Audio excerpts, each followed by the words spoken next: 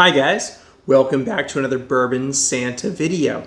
Today we're jumping across the pond and doing a little bit of Irish. And what we've got here is we've got Jameson Black Barrel, which is one of my favorite go-to Irish drinkers. And me and Jameson have a very long history. It's the whiskey that got me into whiskey. And so this bottle is one of my favorites. And this is one that I always keep on my shelf. And as soon as a bottle of this starts to get low, I go get another one. Because sometimes I just feel like JMO. And you know, you can do all kinds of stuff with Jameson. There are mixed drinks you can do. You can drink it straight. You can chill and drink it on the rocks. You can do picklebacks all night long. It's a go-to Irish whiskey. So, I know I love this. Clearly. Now, this is Jameson Black Barrel Proof. It's not a barrel proof. It's not a cask strength. It's at 50%. They're calling it proof. It's possible this is the barrel entry point, but I would be surprised they're doing barrel entry point at 100 proof. But anyway, that's what they're calling it, and it's only available in Ireland. And so I had to have this bottle shipped across the pond to me. I found it's a liquor store in Ireland called Celtic Whiskey Shop. Go check them out. They have all kinds of crazy Irish, not just Irish, but Jameson specifically, releases some like really old bottles, some vintage stuff. They have all kinds of crazy stuff. But because I'm in Florida, they will ship to me. Whether they can ship to you or not depends on your state. So, now that I've said all that, that's how I got my hands on this.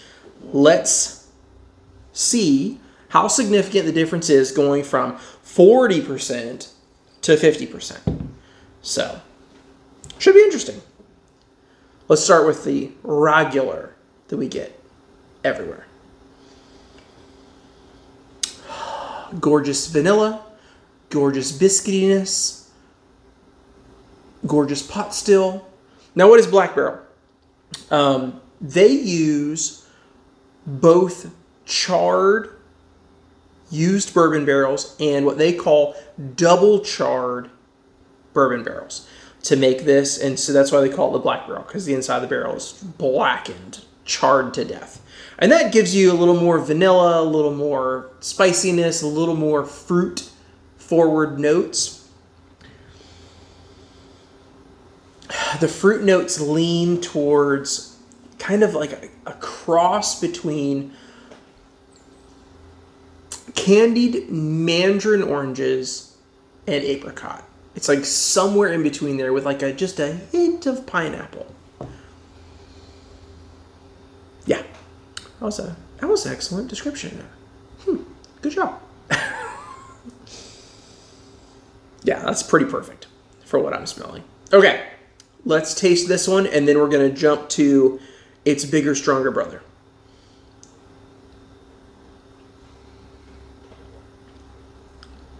Oh, just right down the center plate of Irish. Really sweet, really comforting and inviting. It's not harsh. It's not fighting you. It's just really easy to drink. And this is, if someone asked me, what is an Irish whiskey that a bourbon drinker should start with? This is it. You're looking at a whiskey that's aged in bourbon barrels. It's a super charred, like an alligator char bourbon barrel, and they're throwing Irish whiskey in it. And so a lot of flavors cross over, and it feels comfortable moving into Jameson if you're used to the bourbon world. So this is one that I always recommend a bourbon drinker start with if they're interested in getting into Irish whiskey. The vanillas get a little stronger after you taste it. The fruitiness calms down just a little bit. The oak starts to come through beautifully.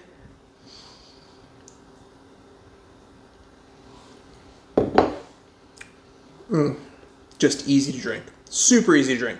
Now, let's get to the fun part. The big brother. Oh, yeah. right automatically. A much stronger nose. The fruit is even more forward than it was in the regular Black Barrel. The vanillas are like a vanilla custard almost. It's really rich and creamy. Just, oh, that's just delightful. The fruit is a little bigger, but interestingly enough, it's not quite as distinct. It's like a this is not going to sound right, but like a generalized fruit note.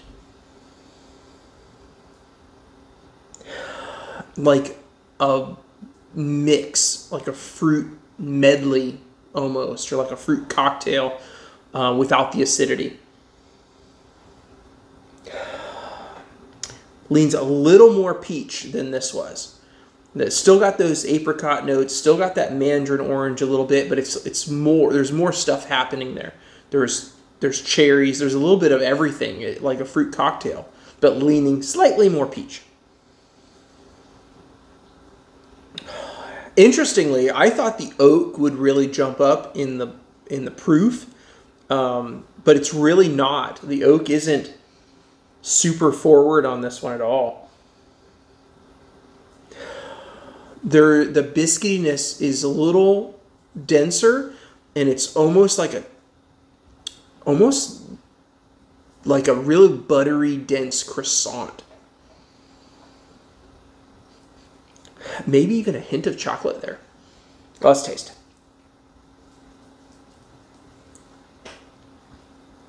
Oh, wow. That's nice. They should just start making this at 50%. Ooh. All the same flavors from here, just bigger. Just bigger, fuller, nicer, rounder. They should just make this at 50%.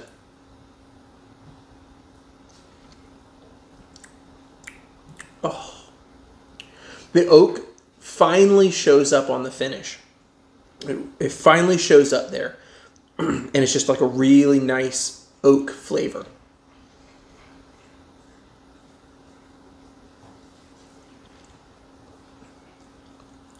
Oh, that's just so solid. That's so crushable.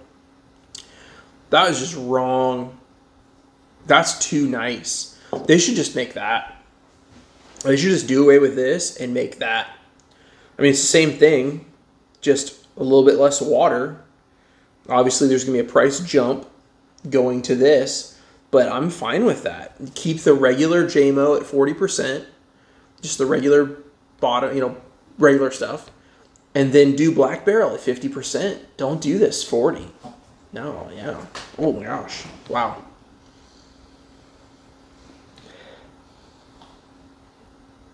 Yeah. I recommend getting your hands on one of these. That's wonderful. And honestly, from Celtic, it's really not that expensive either. The only thing that's going to hurt you a little bit is the shipping. Obviously coming from Ireland, it's going to hurt you a little bit. But I've paid that much in shipping inside the United States, so it really wasn't that bad. Wow. Yeah, I highly recommend getting your hands on one of these. That is gorgeous. Thanks for watching, guys. Until next time, I hope you have a great day. I hope you're drinking whiskey. I hope you're hanging out.